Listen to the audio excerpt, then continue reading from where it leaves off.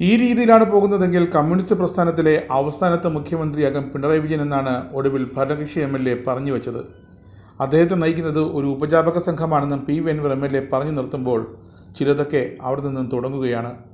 BJPക്കെതിരെ കിട്ടുന്നിടത്തോളം രൂക്ഷമായി പ്രതികരിച്ചപ്പോഴൊക്കെ CPMന് മനസ്സിലായിരുന്നില്ല തങ്ങളുടെ അടിത്തറ ഇളക്കാൻ സ്വന്തം പാർട്ടിയിൽപ്പെട്ട വർഗീയ സ്വതന്ത്രന്മാർ തന്നെ ഇറങ്ങിത്തിരിക്കുമെന്നും അവർ വിജയം കാണുമെന്നും. അൻവറിന് പിന്നാലെ അടുത്ത വെളിപ്പെടുത്തലുകൾക്ക് ഒരുങ്ങുന്നത് KT ജലീലാണ്. അതും മറ്റൊരു സ്വതന്ത്രൻ. പാർട്ടിയെ തകർത്ത് തരിപ്പണമാക്കാൻ ആരിൽ നിന്നോ കരാർ ഏറ്റെടുത്തു എന്ന മട്ടിലാണ് അൻവറിൻ്റെ പ്രകടനം. ഇതിലുമൊരു നാണക്കേട് പിണറായി സർക്കാരിനും പിണറായി വിജയനും ഉണ്ടാകാനുമില്ല. സ്വർണം പൊട്ടിക്കലിനെ കുറിച്ച് പിണറായി വിജയൻ വാതോരാതെയാണ് സംസാരിച്ചു വന്നത്. അൻവറിൻ്റെ ഈ ശത്രുതയ്ക്കും സ്വർണത്തിനും തമ്മിൽ ശക്തമായ ബന്ധമുണ്ടെന്ന് ചുരുക്കം. അൻവർ നേരത്തെ തന്നെ എൻഫോഴ്സ്മെൻറ്റ് ഡയറക്ടറേറ്റിൻ്റെയും കേന്ദ്ര ഏജൻസികളുടെയും നിരീക്ഷണത്തിലാണ്.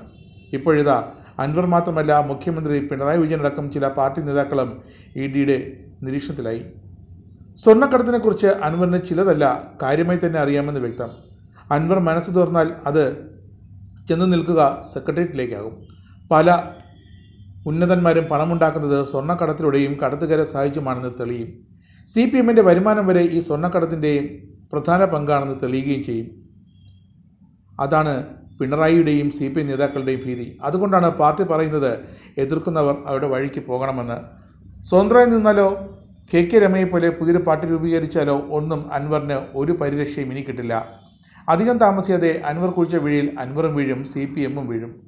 AKG സെൻറ്ററിലെ കള്ളക്കളികൾ, കള്ളക്കടത്ത് കഥകൾ ഓരോന്നായി പുറത്തു വരികയാണ്. അൻവർ പറഞ്ഞത് ഒരു മഞ്ഞുമലയുടെ അറ്റം മാത്രം. ഇനിയും എത്രയോ സംഭവങ്ങൾ അൻവർ ദൃക്സാക്ഷിയായി നടന്നിട്ടുണ്ട്. അതൊക്കെ മതി അൻവറിന് ഈ പിണറായി സർക്കാരിനെ വീഴ്ത്താൻ. പക്ഷേ അത്തരം രാഷ്ട്രീയ നീക്കങ്ങൾ അൻവറിൻ്റെ ഭാഗത്തു നിന്നും തൽക്കാലം ഉണ്ടാകില്ല. കാരണം ഒന്നാം തരം വർഗീയവാദിയും വർഗീയ കൂട്ടുകെട്ടിൻ്റെ തലപ്പത്തുമാണ് ഈ അൻവർ.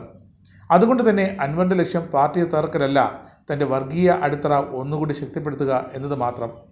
കോഴിക്കോട്ടെയും മലപ്പുറത്തെയും തൻ്റെ വളർച്ചയ്ക്ക് തടസ്സമാകുന്ന മന്ത്രി മുഹമ്മദ് റിയാസിനെതിരെ മാത്രമാണ് മുഖ്യമന്ത്രിക്ക് പുറമെ അൻവർ ഇപ്പോൾ ആഞ്ഞടിച്ചത് എന്നുകൂടി ഓർക്കണം. അൻവറിൻ്റെ മുഖ്യശത്രു റിയാസ് തന്നെയാണ്. പാർട്ടി ഇവിടെ നിൽക്കണം. ഒരു റിയാസ് മാത്രം നിലനിന്നത് കൊണ്ട് കാര്യമില്ല. ഒരു റിയാസിനെ ഉണ്ടാക്കാനല്ല പാർട്ടി പ്രവർത്തിക്കുന്നത്. റിയാസിനെയും ബാക്കിയുള്ളവരും താങ്ങി നിർത്താനല്ല പാർട്ടി. അങ്ങനെ ആരെങ്കിലും ധരിക്കുകയും അതിനുവേണ്ടി PV അൻവറിൻ്റെ നെഞ്ചത്ത് കയറാൻ വരികയും വേണ്ട. ഒരു റിയാസ് മാത്രം മതിയോ? ഇതാണ് അൻവർ കഴിഞ്ഞ ദിവസം ചോദിച്ചത്. കേരളത്തിലെ എല്ലാ രാഷ്ട്രീയ പാർട്ടികളിലെയും എല്ലാ വലിയ നേതാക്കളും ഒറ്റക്കെട്ടാണെന്നും അൻവർ പറയുന്നു. 8 കൊല്ലത്തെ LDF ഭരണത്തിൻ്റെ ഏറ്റവും വലിയ സംഭാവന പൊതുപ്രവർത്തകർക്ക് പൊതുവിഷയത്തിൽ ഇടപെടുന്നതിൽ നിന്നും മുഖ്യമന്ത്രി കൂച്ചുവിലങ്ങിട്ടു എന്നതാണ്. ഇതാണ് അൻവറിൻ്റെ നിലപാട്. അൻവറിൻ്റെ പടപ്പുറപ്പാട് കണ്ട് പ്രതിപക്ഷവും അങ്ങനങ്ങ് ഞെളിയുന്നില്ല. കാരണം അൻവറിൻ്റെ അടുത്ത ആരോപണമുന നീളുക പ്രതിപക്ഷ നേതൃനിരയിലേക്ക് തന്നെയാകും. അവർക്കിടയിലുമുണ്ട് സ്വർണം പൊട്ടിക്കുന്നവർ, എന്തും തന്ത്രത്തിൽ ഒതുക്കി തീർക്കുന്നവർ. അതാണ് അൻവർ പറഞ്ഞത് കേരളത്തിലെ എല്ലാ രാഷ്ട്രീയ പാർട്ടികളും ഒറ്റക്കെട്ടാണെന്ന്.